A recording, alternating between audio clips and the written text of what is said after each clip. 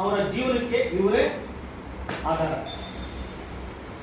ಇವ್ರ ಹತ್ರ ಹೋದ್ರೆ ಊಟ ತಿಂಡಿ ಕೆಲಸ, ಇಲ್ಲಾಂದ್ರೆ ಇಲ್ಲ, ಅವ್ರು ಇಲ್ಲ. ಇದು ಪರಿಸ್ಥಿತಿ.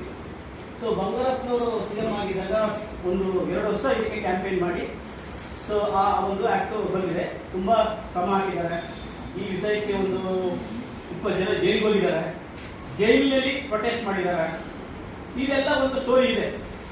ಬಟ್ ಈಗ ವಿನಯ್ ಮತ್ತು ನಮ್ಮ ಜ್ಯೋತಿ ಮಾತಾಡೋ ಪ್ರಕಾರ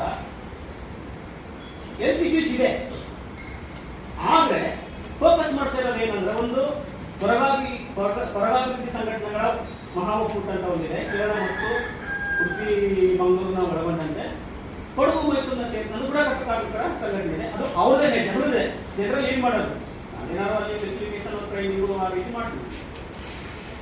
ಸೊ ಅಲ್ಲಿ ನಮ್ಮ ಮೊಹಮ್ಮದ್ ಮೀರ್ ಅಂತ ಅವರು ಪ್ರೊಫೆಸರ್ ಗೊತ್ತಿದ್ದ, ಅವರೆಲ್ಲ ರಿಪೋರ್ಟ್ ಮಾಡಿದ್ದಾರೆ ಸರ್ಕಾರಕ್ಕೆ, ಈ ಜನಾಂಗದ ಕಥೆಗಳಿಂದ.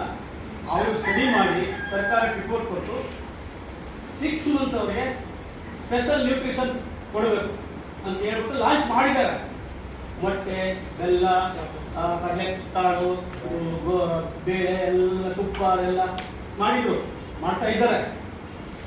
ಸೊ ಇದು ಅವರ ಅಪೌಷ್ಟಿಕತೆ ಮತ್ತು ಆರೋಗ್ಯದ ಸಮಸ್ಯೆಗಳಿತ್ತು. ಸರ್ಕಾರದ ಲೆವೆಲ್ಲಿ ಒಂದು ಪಾಲಿಸಿ ಮಾಡೋಕ್ಕೆ ಸಾಧ್ಯತೆಗಳಾಯಿತು.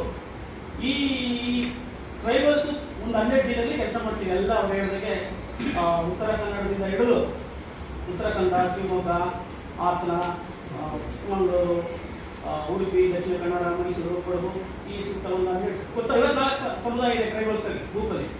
ಆದರೆ ಅರಣ್ಯವನ್ನೇ ನಂಬಿ ಬದುಕ್ತಾ ಇರೋರು 12 ಕುಟುಂಬಗಳು. ಆ ಸ್ಪಷ್ಟತೆ ಇರಬೇಕು. ಅರಣ್ಯನೇ ನಂಬಿ ಅಲ್ಲೇ ವಾಸ ಮಾಡ್ಕೊಂಡು, ಅಲ್ಲೇ ಜೀತ ಮಾಡ್ಕೊಂಡು, ಅಲ್ಲೇ ಕೂಲಿ ಮಾಡ್ಕೊಂಡಿರೋ ನಿಜವಾಗ್ಲೂ 12 ಸಮುದಾಯಗಳು. ಬೇರೆ ಸಮುದಾಯಗಳು ಬರ್ತಾರೆ 54ರಲ್ಲಿ. ಇವರ 70 ವರ್ಷ ಆಗಿದೆ. ಒಬ್ಬರು MLA, ಒಬ್ಬ MP ಇಲ್ಲಿವರೆಗೆ ಆಯ್ಕೆ ಆಗಿಲ್ಲ. ಆಯ್ಕೆ ಮಾಡಕ್ಕೆ ಬಿಡೋದಿಲ್ಲ ಬಿಡಿ.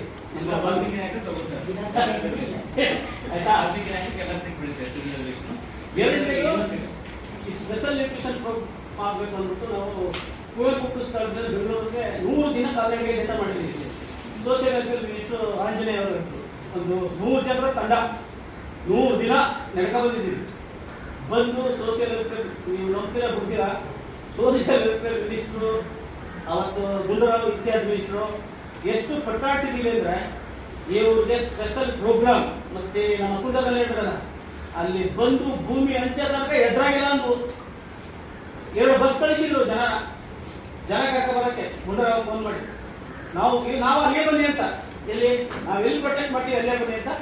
ಅವರು ಬರಕ್ಕಾಗಲ್ಲ, ಬೇರೆ ಮೀಟಿಂಗ್ ಇದೆ, ಮತ್ತೆ ಅಲ್ಲಿ ಬಂದ್ರಾಗೋದಿಲ್ಲ. ಇಲ್ಲ ಅಂತಂದ್ರೆ ಎಲ್ಲ ಡಿಪಾರ್ಟ್ಮೆಂಟ್, ಪ್ರಿನ್ಸಿಪಲ್ ಸೆಕ್ರೆಟರಿ ಎಲ್ಲ ಕರಿಬೇಕು, ನೀವು ಫ್ರೀ ಆಗಿ ಬನ್ನಿ, 2 ಬಸ್ ಕಳಿಸ್ತೀವಿ. 3 ತಿಂಗಳು 4 ತಿಂಗಳು ಮಳೆಯಲ್ಲಿ ಪ್ರೊಟೆಸ್ಟ್ ಮಾಡಿ ಇವತ್ತು 116 ಮನೆಗಳು 5 ಎಕರೆ ಭೂಮಿ ಪ್ರಶ್ನೆ. ಪ್ರಶ್ನೆ ಏನು ಅಂದ್ರೆ, ಈಗ ನಾವು ಚರ್ಚೆ ಮಾಡ್ತಾ ವಿಷಯ ಇಲ್ಲಿವರೆಗೆ ಚರ್ಚೆ ಆಗಿಲ್ಲ. ಆದ್ರೆ ಆರೋಗ್ಯದ ಸಮಸ್ಯೆ ಇದೆಯಲ್ಲ, ಈಗ ಇತ್ತೀಚೆಗೆ ಒಂದು ಬಹಳ ಸತ್ಯ ಹೇಳ್ತೀನಿ, ಇವೆಲ್ಲ ಬೇಜಾರ ಮಾಡ್ತಾರೆ. ಎಲ್ಲ ಗಂಡು ಮಕ್ಕಳು ಕುಡಿತಾರೆ, ಎಣ್ಣೆ ಕುಡಿತಾರೆ, ಎಣ್ಣೆ ಆಯ್ತಾ. ನಂಬರ್ 2, ಹೆಣ್ಮಕ್ಳು ಸ್ವಲ್ಪ ಕುಡಿತಾರೆ ಆಯ್ತಾ. ನಂಬರ್ 3, ದುಡಿಮೆಯಲ್ಲಿ ಹೆಚ್ಚು ಆಗ್ತಾರೆ. ಯಾಕೆ ಅಂದ್ರೆ ಈ ಜೀತ ಮಾಡಿಸ್ತಾರಲ್ಲ, ಆ ನೋವನ್ನ ಮರೆಯಲಿಕ್ಕೆ ಅದೇನೆ, ಬೇರೆ ಏನಿಲ್ಲ ಅವರ ಒಂದು ಆಲೋಚನೆ ಕ್ರಮ. ಹಾಗಾಗಿ ಸಣ್ಣ ವಯಸ್ಸು ಮ್ಯಾಕ್ಸಿಮಮ್ ಅಂದ್ರೆ 40 ವರ್ಷದಲ್ಲಿ ಸೊತ್ತಾಗ್ತಾರೆ ಗಂಡು ಮಕ್ಕಳು ಆಯ್ತಾ. ಸೊ ಆ ರೀತಿ ಸೊತ್ತೋಗಿರಂತ ಕುಟುಂಬಗಳು ಸಾಕಷ್ಟು ಇದೆ. ಅದು ಬಹಳ ಪಕ್ವವಾಗಿ ಅಸೋಕನ ವಿತ್ ಸ್ಟ್ಯಾಟಿಸ್ಟಿಕ್ಸ್ ಹೇಳ್ತಾರೆ. ಸೊ ನಮ್ಮ ಇನ್ಫ್ಲೂಯೆನ್ಸನ್ ಆದ್ಮೇಲೆ ಏನ್ ಪರಿಣಾಮ ಆಯ್ತು ಅಂದ್ರೆ, ಇವತ್ತು ಯುವ ಜನತೆ 4 ಜನ ಪ್ರೊಫೆಸರ್ ಆಗಿದ್ದಾರೆ ಮಂಗಳೂರು. ಅದೇ ಸಮುದಾಯಗಳು ಉಡುಪಿಯವರು 4 ಜನ ಪ್ರೊಫೆಸರ್ ಆಗಿದ್ದಾರೆ. ಇವತ್ತು ಆ ಸಮುದಾಯದ ಬಗ್ಗೆ ಸರ್ಕಾರದ ಜೊತೆ ವಕಾಲತ್ ಮಾಡಿ ಸರ್ಕಾರ ಅವರು ಎಕ್ಸ್ಪ್ಲೇನ್ ಮಾಡ್ತಾರೆ. ಈ ಸ್ಪೆಷಲ್ ನ್ಯೂಟ್ರಿಷನ್ ಪ್ರೋಗ್ರಾಮ್ ಇದೆಯಲ್ಲ, 6 ಮಂತ್ಸ್ ಕೊಡ್ತಾರೆ. ಒಂದು ಸಮಸ್ಯೆ ಏನಂದ್ರೆ ಟೈಮ್ ಕೊಡೋಲ್ಲ. ಈಗ ನೋಡಿ, ಸರ್ಕಾರ ಬಂದು 1 ವರ್ಷ ಆಗಿದೆ, ಇದು ರೆಗ್ಯುಲರ್ ಆಗಿ ಕೊಟ್ಟು. ಸಮಸ್ಯೆ ಏನಂತಾರೆ, ಟೆಂಡರ್ ಆಗಿಲ್ಲ. ಇದು ಪ್ರಾಕ್ಟಿಕಲ್ ಸಮಸ್ಯೆ. ಗೊತ್ತಿಲ್ಲ ಇನ್ನು ಬರ್ತಾ ಇದೆ ಏನೋ ಅಂತ. ಎಲ್ಲ ಜಿಲ್ಲೆಗಳಿಗೂ ಅನೌನ್ಸ್ ಮಾಡಿದ್ದಾರೆ, ಆದೇಶ ಮಾಡಿದ್ದಾರೆ. ಹೋಗಿ ಜನ ಆಗುತ್ತೆ ನಮಗೆ ಸ್ಪೆಷಲ್ ನ್ಯೂಟ್ರಿಷನ್ ಪ್ರೋಗ್ರಾಮ್ ಕೊಡಿ ಅಂತ ಕೇಳ್ತಾರೆ. ಸರ್ ನಮ್ಮ ಕೈ ಇಲ್ಲ ಸರ್, ಟೆಂಡರ್ ಆಗಿಲ್ಲ ಸರ್, ಅದು ಸರ್ಕಾರ ಮಾಡ್ತಾರೆ. ಸೊ ಈ ರೀತಿ ಒಂದು ಇಶ್ಯೂಸ್ ಇದೆ.